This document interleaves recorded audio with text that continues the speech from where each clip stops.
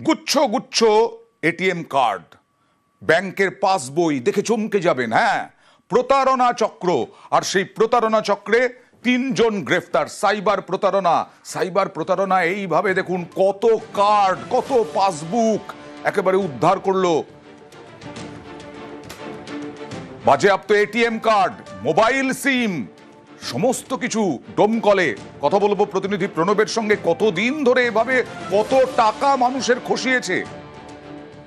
দেখো, কয়েক কোটি টাকায় লুট করেছে বলে প্রাথমিকভাবে কিন্তু মুর্শিদাবাদ থানা পুলিশ মনে করছে, এবং মুগলেশ হোসেন বলে এক যুবককে গ্রেপ্তার করে কয়েকদিন আগে। তারপরে তাকে জিজ্ঞাসাবাদ করে ঝাড়খণ্ড এবং দেওঘরের বাসিন্দা 3 যুবক ডোমকলে রীতিমতন বাড়ি ভাড়া নিয়ে এই প্রতারণা চক্র চালাচ্ছিল, এবং সাধারণ গ্রামের সাধারণ মানুষের কাছ থেকে অ্যাকাউন্ট ভুল করে অ্যাকাউন্ট করে নিয়ে সেই সমস্ত অ্যাকাউন্টে সাইবার ক্রাইমের মাধ্যমে বিভিন্ন ধরনের টাকা ঢোকাতো, ওই অ্যাকাউন্ট গুলোতে দিয়ে মানুষের সঙ্গে প্রতারণা করতো। এবং পুলিশের ধারণা কয়েক কোটি টাকা জালিয়াতি করেছে এই সাইবার চক্রে, এবং গোটা দেশ জুড়ে এদের রীতিমতো ভাবে নেটওয়ার্ক। এবং এই 3 যুবককে গ্রেপ্তার করা হয়েছে, এদেরকে নিজেদের হেফাজতে নিয়ে দেখা যাক এদের কাছ থেকে সেই কোটি কোটি টাকা ফেরত পাওয়া যায় কিনা, এবং কত বড় প্রতারণা চক্র সেই দিকে পুলিশ নিশ্চয়ই পদক্ষেপ করবে। মুগলেশ হোসেন একে বেরামপুর থেকে অ্যারেস্ট করলাম।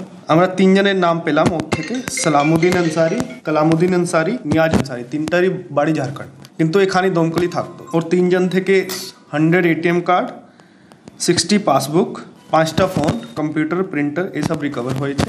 মুগলেশ হোসেন ব্যাংক অ্যাকাউন্ট কালেক্ট করে এই 3 জন একে দিত, এবং এরা ऑनलाइन फ्रॉड नेशन वाइड एरा करतो।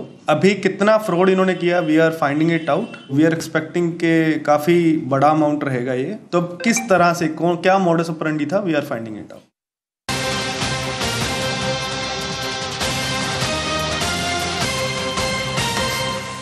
রাজারহাটে একটি বিলাসবহুল রিসর্ট, সেই রিসর্টের বুকিং এর নামেও প্রতারণা। হ্যাঁ, গ্রেফতার করা হয়েছে। রিসর্টের বুকিং এর নামে প্রতারণা। কথা বলবো প্রতিনিধি অনুপের সঙ্গে। কতজন গ্রেফতার, কত টাকার প্রতারণা? তো ইতিমধ্যে একজনকে গ্রেফতার করা হয়েছে এবং অভিযুক্ত না।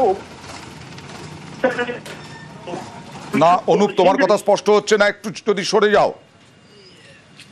অনুপ বলো। 2024 সালে এক তরুণী লিখিত অভিযোগ করেছিল অভিযোগ যে তিনি রিসর্ট বুক করতে চেয়েছিলেন, এবং বিজ্ঞাপন দেখেই প্রথম রিসর্ট বুক করে।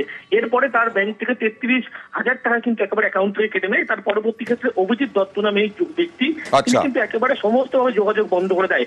তারপরে একেবারে অভিযোগকারী তিনি লিখিত অভিযোগ দায়ের করে, সেই অভিযোগের ভিত্তিতে অভিজিৎ দত্ত নামে এই যুবককে ইতিমধ্যে চুচুড়া থেকে গ্রেপ্তার করা হয়েছে, এবং একটা প্রতারণা চক্র এইভাবে চালাতে এমনটা পুলিশ জানতে পেরেছে। এবং এর সঙ্গে নিশ্চয়ই আরো বেশ কয়েকজন জড়িত থাকবে। পুলিশ পদক্ষেপ করে কিভাবে দেখার।